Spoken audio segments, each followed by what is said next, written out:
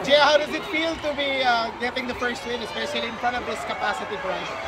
It feels great, especially knowing that we didn't have a lot of preparation coming here today. As in, going into this game, sabi namin, regardless of what happens, as long as we leave our best on the floor, okay kami sa kung ano man ang result. And thankfully, the win went our way. With your leadership, Gian, nakuha niyo itong win na to.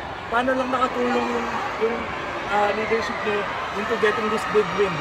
It wasn't just me, it was a total team effort talaga. I can't do everything by myself. So, leadership-wise, it's not just me, Don, and the seniors. It's everyone inside the court. What was the focus for the team after losing that opening set? I think it was just the end game that was the problem for us, which is something that we kind of expected. Kasi nga, technically, ito pa lang yung first scrimmage game situation na naranasan namin. So, that's something that we will learn how to build better.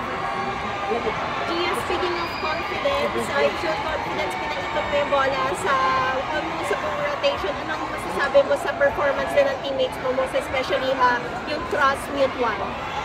It really won't be easy for me to distribute the ball as I did if hindi pumasa ng maganda yung teammates ko. So I really have to give credit to the floor defense and the net defense of the team kasi we are trying to stick to a system talaga para mas maging madali yung buhay namin, especially going up against Australia.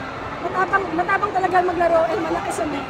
So yun yung skin out namin this morning sa viewing, ginawa namin sa tournament. Thankfully lahat namin.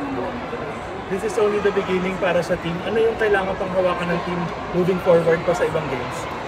Well, every game for us will be a big learning experience talaga. This win is great, pero marami din kami napupulot na errors, lessons that can help us achieve better results in the following games. And we also need to rest and recover also kasi tuloy-tuloy yung mga laro.